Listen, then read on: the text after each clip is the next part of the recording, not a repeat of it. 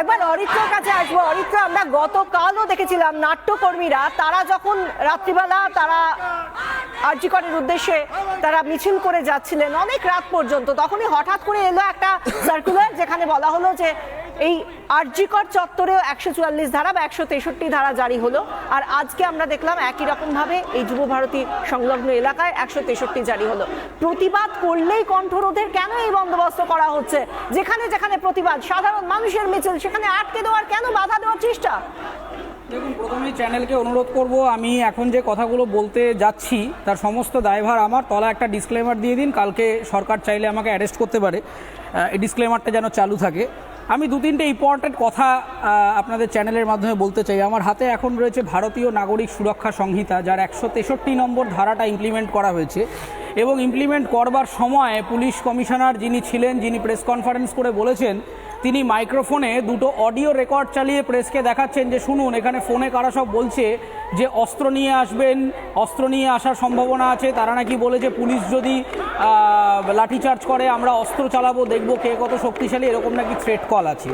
যে Kolkata police Facebook পেজে বড় বড় বাতেলা দিয়ে লেখে যে কোনো রকম ওই হোয়াটসঅ্যাপ রেকর্ডিং, ফেসবুক রেকর্ডিং, টুইটারের রেকর্ডিং, ভিডিও, ছবিকে প্রপার ফরেন্সিক ভেরিফিকেশান ছাড়া আপনারা কেউ শেয়ার করবেন না, বিশ্বাস করবেন না, তাহলে কমিশনার সাহেব প্রেস কনফারেন্সে যে ভয়েস নোটটা চালিয়েছিলেন, কোন ফরেন্সিক রিপোর্টের ভিত্তিতে আপনি আমাদেরকে বিশ্বাস করতে বলছেন? আমাকে ফরেন্সিক ভেরিফিকেশনের রিপোর্টটা দেখান, যার ভিত্তিতে আপনি সাবস্টেনশিয়েট করে 163 ওখানে জারি করেছেন। এটা হচ্ছে ফার্স্ট।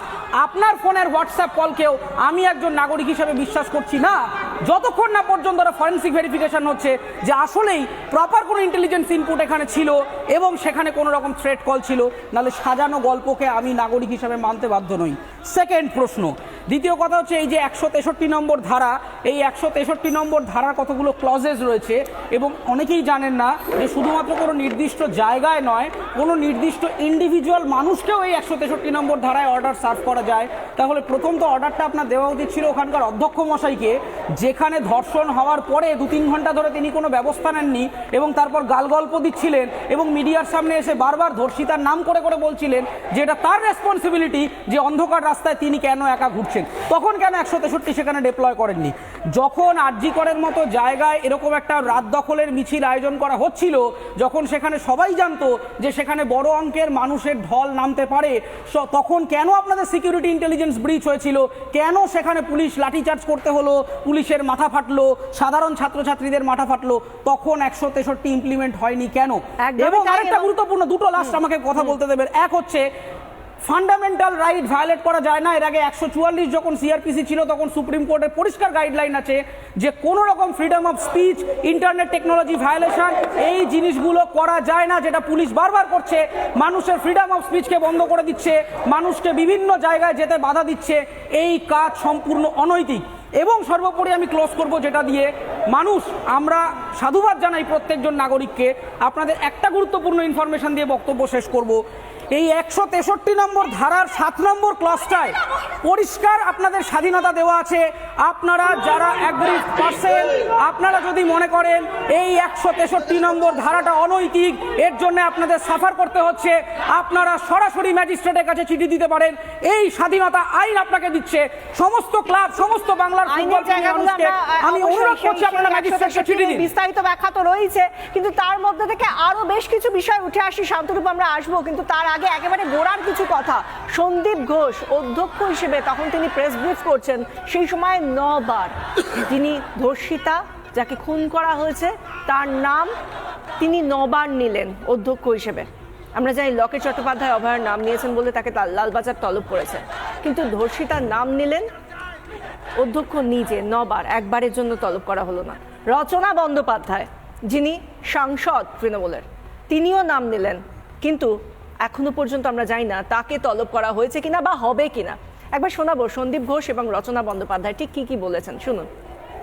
আওয়াজ উঠিয়ে রাখবেন যতক্ষণ না সুবিচার পায়, এই আওয়াজটা তুলে রাখবেন। বাবা মা যেন সুবিচার পায়, দোষী যেন শাস্তি পায়, এই আওয়াজটা তুলে রাখবেন।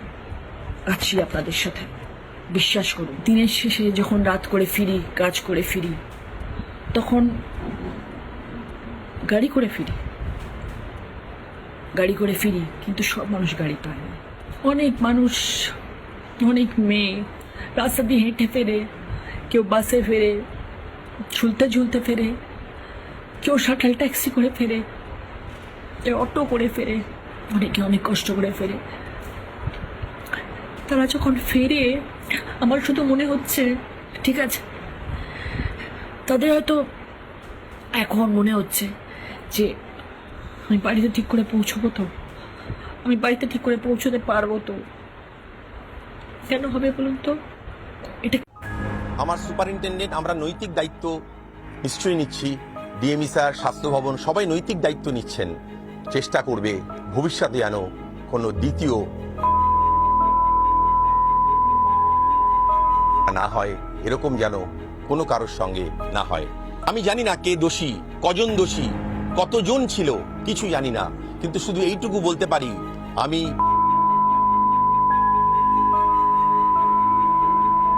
বাবার মতোই সমব্যথী।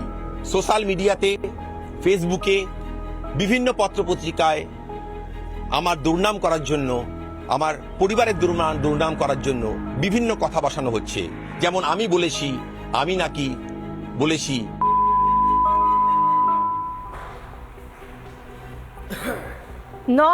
বার এভাবেই ধর্ষিতা নির্যাতিতা নিহতের নাম নিলেন অধ্যক্ষ হিসেবে তখনও কর্মরত সন্দীপ ঘোষ, কিন্তু তাকে কেন আইনের আওতায় আনা হয়নি আমরা জানি না। এখন তিনি সিবিআই এর আওতায় এসে তাকে তিনবার জেরার জন্য ডাকা হয়েছে। আজও তিনি, এই মুহূর্তেও সিজিও কমপ্লেক্সে তাকে জেরা করা হচ্ছে, জিজ্ঞাসাবাদের মুখোমুখি তিনি। কিন্তু এই যে আমরা দেখতে পাচ্ছি, যারাই প্রতিবাদ করছে, যারাই নিন্দা করছে এই ঘটনার, তাদেরকেই হয় সমন করা হচ্ছে, তলব করা হচ্ছে, অথবা তাদেরকে বলা হচ্ছে তাদের বিরুদ্ধে কেস করা হচ্ছে। এবং কেন? আমরা সুখেন্দু শেখর রায়, রাজ্যসভায় তৃণমূলেরই সাংসদ, তিনি যখন বলছেন যে কেন হেফাজতে নিয়ে সন্দীপ ঘোষকে জিজ্ঞাসাবাদ করা হলো না, কেন কলকাতা পুলিশের কমিশনারকে হেফাজতে নেওয়া হলো না, কেন যারা আত্মহত্যার তত্ত্ব খাড়া করলো তাদের বিরুদ্ধে কেন কোনো ব্যবস্থা নেওয়া হলো না, তাদেরকে কেন হেফাজতে নিয়ে জিজ্ঞাসাবাদ করা হলো না, আর সেটা তিনি পোস্ট করলেন সোশ্যাল মিডিয়ায়, তারপরেই তাকে লালবাজারে তলব করা হলো। তিনি যদিও আজকে যাননি, তিনি যাবেন না বলেছেন, কিন্তু তাকে তলব করা হয়েছে। আমরা জানি না আগামী দিনের কি হতে চলেছে, আগামী সময় কি হবে আমরা জানি না, কিন্তু এই একচোখামিটা কেন? আমরা আসবো একবার সৈকতের কাছে। সৈকত, আমরা বারবার আজকের দিনে দাঁড়িয়ে এই অভয়াকাণ্ডের পরে এই ছবিটা বারবার চোখে আঙুল দিয়ে যেন রাজ্যবাসীকে দেখিয়ে দিচ্ছে যে যিনি নিন্দা করবেন না তাকে তিরস্কারের বদলে পুরস্কার দেওয়া হবে, আর যিনি নিন্দা করবেন তিনি যেই হন না কেন তাকে তলব করা হবে। না দেখুন, পুলিশের কাজ হচ্ছে সাংবাদিক গ্রেপ্তার করা, পুলিশের কাজ কে কোথায় ফেসবুকে কি লিখছে, হোয়াটসঅ্যাপে কি লিখছে, এইসব দেখে টেকে তাকে সমন পাঠানো, পুলিশের কাজ অপরাধ ধরানো। আমি বলছি এই যে আপনি দেখাচ্ছিলেন রচনা ব্যানার্জির বাইট, দেখুন উনি শুটিং গেছিলেন ওই সময়, আপনি চোখটা উপরের দিকে, চোখে চোখ রেখে কথা বলতে পারছেন না, চোখের মধ্যেই পরিষ্কার যে অভিনয় ক্ষমতায় এরা অসাধারণ। এই প্রিন্সিপাল থেকে রচনা ব্যানার্জিরা এরা প্রত্যেকে চোখে গ্লিসারিন দিয়ে চোখের জল ফেলে মেকি অভিনয় করে। না হলে 72 ঘন্টা পর মুখ্যমন্ত্রী যখন বলছেন নির্যাতিতার ফাঁসি চাই, তার ডান দিক বাম দিকে সব অভিনেতা অভিনেত্রীরা তারাও বলছে ফাঁসি চাই, ফাঁসি